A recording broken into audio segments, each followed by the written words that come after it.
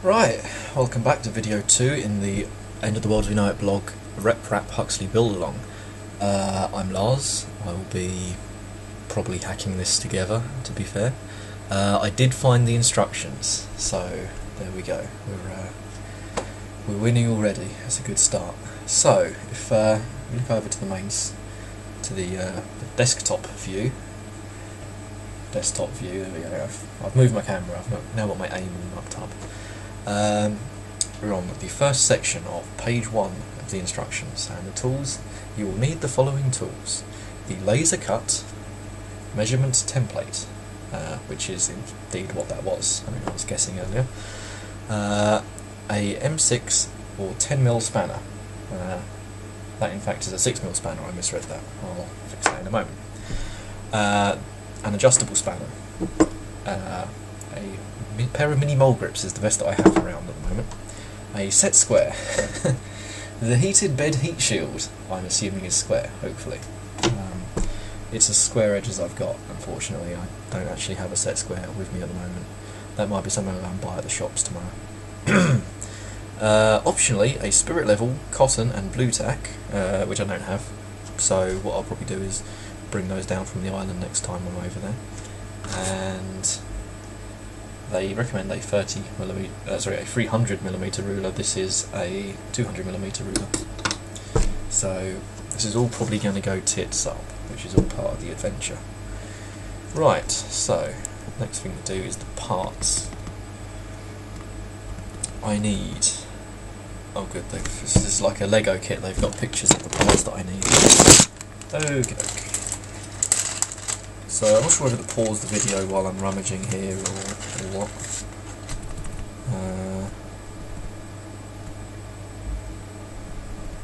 Why not? Let's go through it. So I need 4 of these.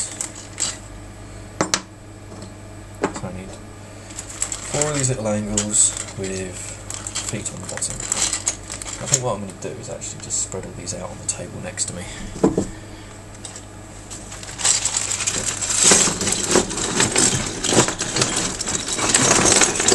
There we go. A bit of a mess, but whatever.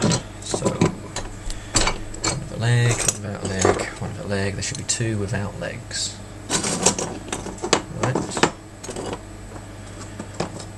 Right, please. Is there another one without a leg? There we go. Okay, so we have 4 of these with legs, 2 of those without legs, and 1 of these little clamp things. Hardware. We need M6 threaded bar, 250mm, 6 of. Cool. Watching wonder as I cut my thumb off with this knife.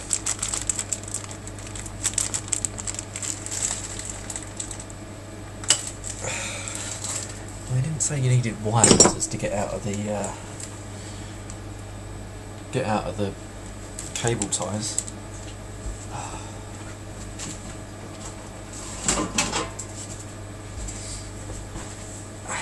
Wire cutters. Cable tie goes snip.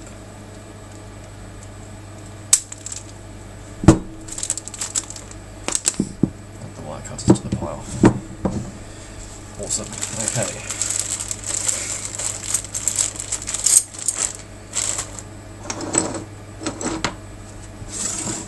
Across. All the way. Put our threaded bob. And we got 2 50mm bits, which are those ones. 2.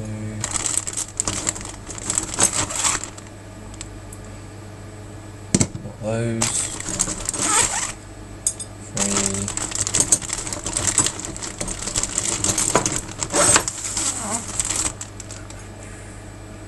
4, 5, 6. 6 of those. Put these long ones back in the box, or back in the bag rather. the bag goes back in the box. Okay, so where are we at? We're at 5 minutes, and I've not even started yet. Threaded rod, M6 nuts, and M6 serrated washers.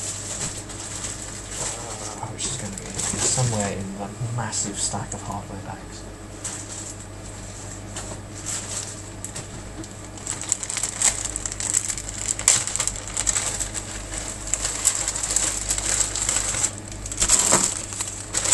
Right. Bag of 20 M6 nuts. One of those. Bag of 20 serrated washers. So I need the counterparts to those.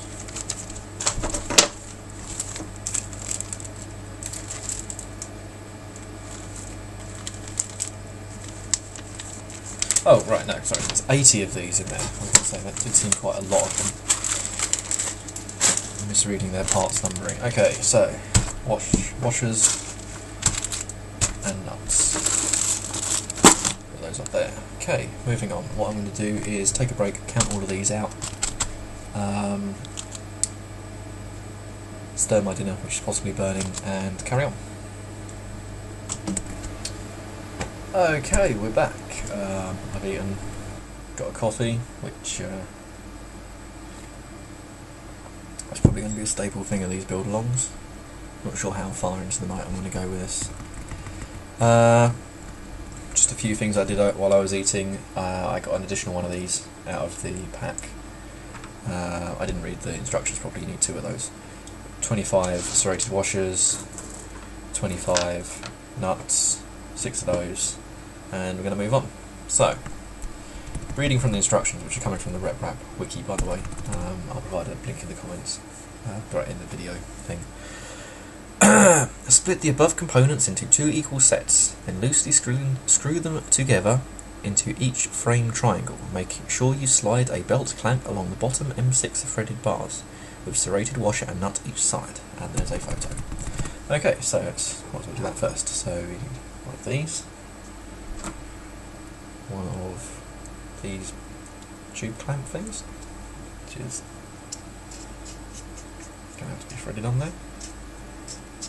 I'm having watched a couple of RepRap builds. The threading of parts together is probably going to take quite a while, so what I'll do is quickly thread that together off video. Right, I've put one of these together. A couple of quick things. One, threading rod on there is pretty damn slow. A lot of the parts have to be threaded on, which is unfortunate. For those building along at home, sticking a nut on like that and rolling it on your palm seems to be the quickest way to get it down the length of the rod there. I think what I'll do is I'll do that there. These parts are quite tight, they sort of, you need to screw them in. That's actually probably the most time consuming part.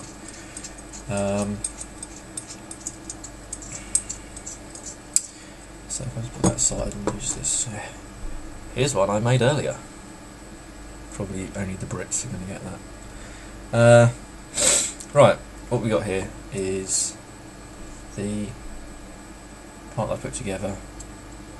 You have any plastic part has 2 serrated washers and then 2 nuts, and that seems to be the case on all of the parts in the instruction manual so far. So probably going to call that a rule of thumb. These little bits on the bottom here are going to be the feet, I guess, and so that will sit upright like that, and then there will be, let's move that back a little bit, these rods going up like that to make, to make an A-frame for the part. Okay, so I'll just thread the other one together and we'll carry on. Right, there we go, we've got 2 parts now. The next step in the instructions is taking these parts here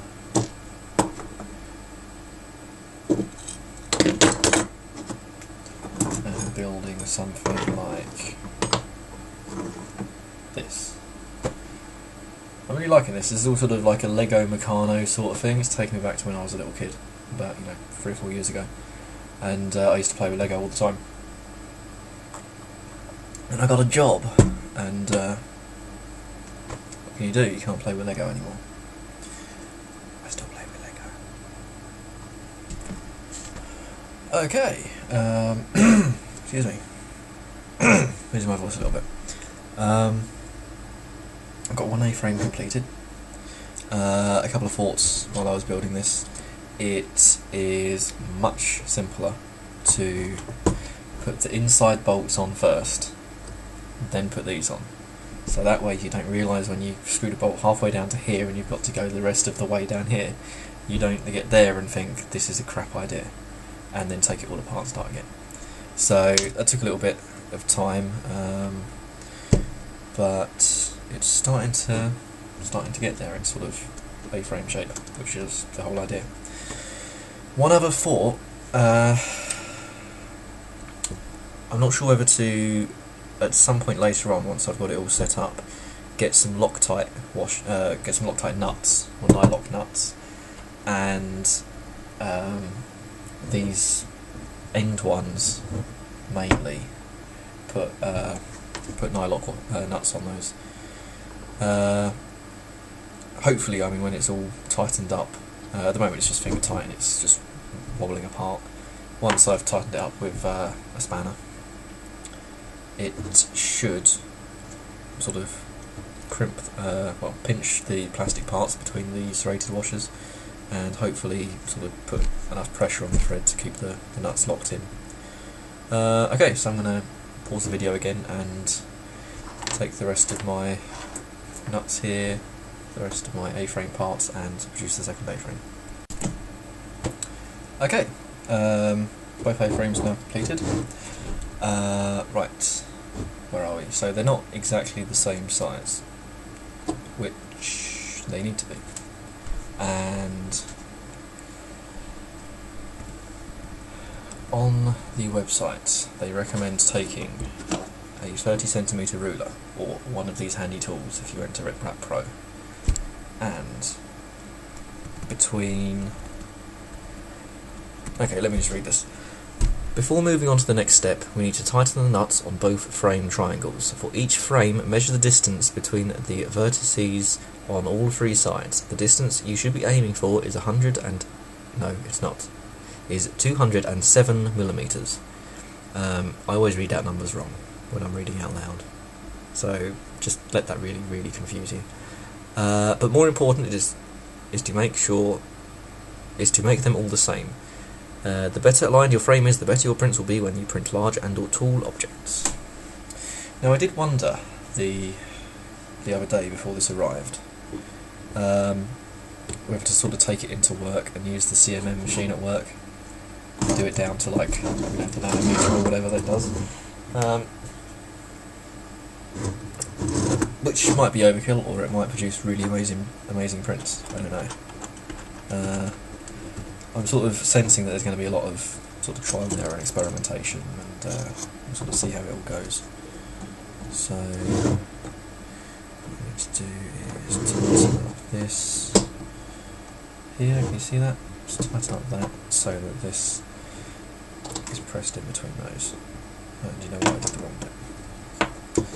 I measured it from an indent and now I've stuck the rock. There we go.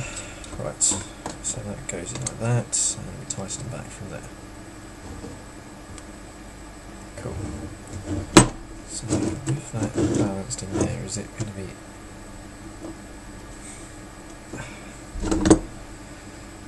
Now's the sort of time that I wish I had the correct tool. So I need a 10mm.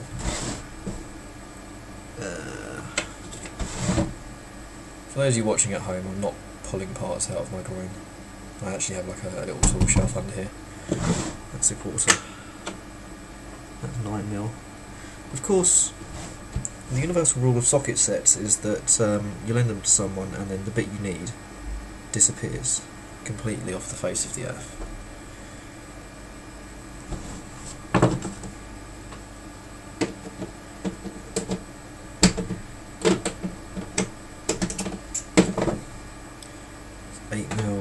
mil, 10 mils missing,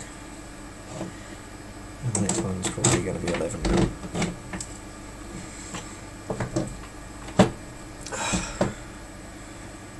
Yeah, the next one's 11 mil. God damn it. Well, I'm going to go and hunt that down off camera so you're not subjected to more of me sitting here going, fuck. We'll be right back. Right, I'm back. Now this is probably a pro tip that every mechanic on the planet already knows, but a 1330, this is not my pipe, this is my ratchet. A 1330 seconds in Imperial is near enough for this to work to 10 mil. It does concern me slightly that my 10 mil thing has disappeared, because that was pretty much the only one I ever used, which might explain why it's disappeared. Anyway, moving on. What I'm just going to do is very gently do this up on the outside bolts to the correct thing, and then pull the inside bolts in.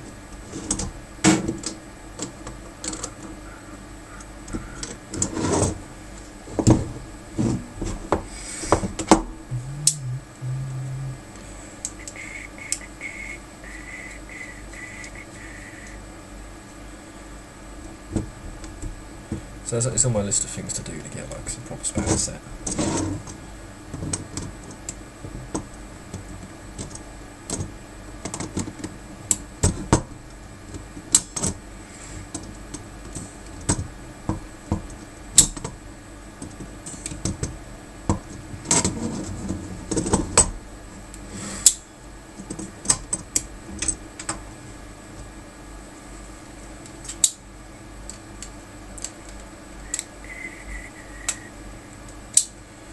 Right, so that bottom one, nice and snugly, 207 millimeters. Okay, moving on. So let's do this one next. I'm trying to get used to working on this within the camera's view. It's the first time I've actually tried this sort of method of filming. I'm liking it so far. It's sort of, yeah, it feels quite personal, as if I'm sort of sitting and talking to you normally. I mean, I think my neighbours probably think I've gone mad, because every couple of minutes I'm turning off my hi-fi, talking to myself for about 2 or 3 minutes, and then putting music back on again afterwards. So, yeah.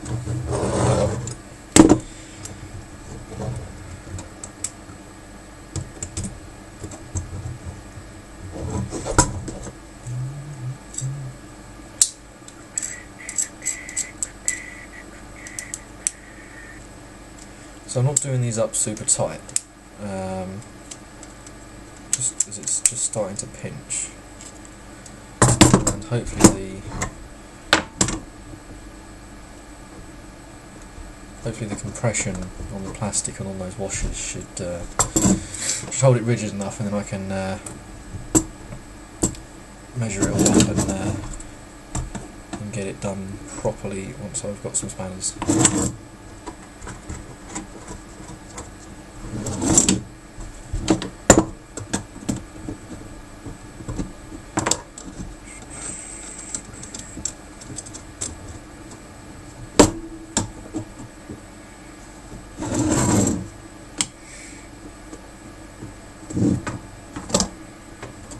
Right, so let's go in there, turn this one up. So what we should probably try doing is holding the inner nut like so.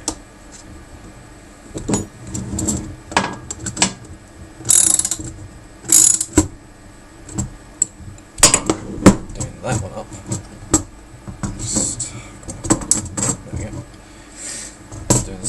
Side. Now what I'm going to do, I've got the other one to do, so I'm going to do that off camera, because we've done 4 minutes of just me faffing around tightening up bolts so far.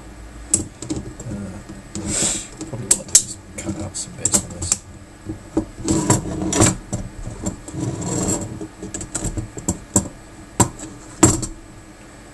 I'm going to say that's very slightly bowed, but I can measure this super accurately later. I'm just going to get it together so we've got something to play with. Right, there's one finished. What I'll do is finish up the other one and get back. Cool. Right, now, as an engineer, I'm going to say that part of my job is cheating wherever possible. So what I've done is got two of the ground bars out of the pack, slotted them into these two holes here, which probably aren't the ground bars, to basically just hold this roughly in alignment. And then I screwed this end this way, or that way, whichever the case, so that both of them are level. The goal here is to make these two exactly the same. So what I want to do is take this ground bar out of here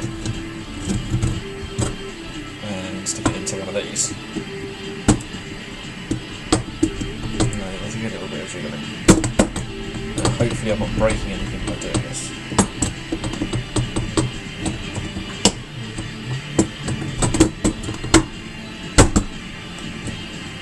There we go. So now what I'm going to do, right,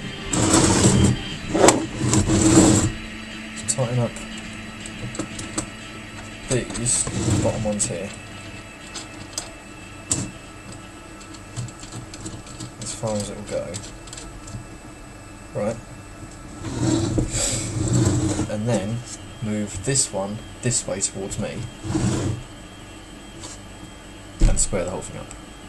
So that's what I'm going to attempt now. So I'll make the bottom one's the right length, and I'll make the top one exactly the same. So even if they're slightly wrong, at least they're exactly the same. I also realised I left my music on, so here come the copyright infringements. Right, that actually seemed to work pretty well. What I'm going to do is pull these rods out now.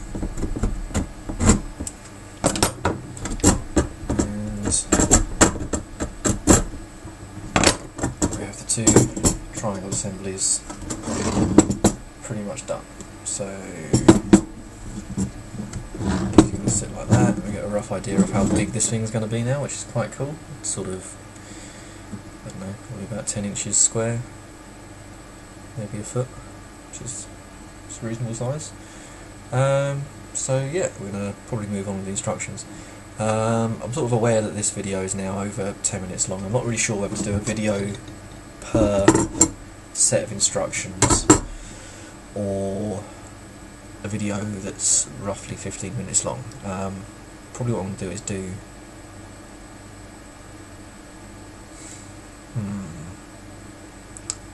tell you what, if we break this video here, I'll go read through the instructions, see how much work is going to go next, and I'll see you in the next episode, which will be part 3 of the End of the World as We Know It RepRap build. I'm Lars Islander. This has been the End of the World as We Know It blog. You can come and visit us at endoftheworldasweknowit.co.uk. You can comment in the YouTube video. You can join our Facebook group, End of the World as We Know It. You can find us on Twitter at Lars Islander, and yeah, subscribe to the videos if you like what you see. If you don't like what you see, tell us why. You know, we're always looking to improve the videos. If there's anything you think I've missed, anything you think you want to know more about, please ask. We're always there. So great, thank you very much for your time. It's Lars Islander signing out.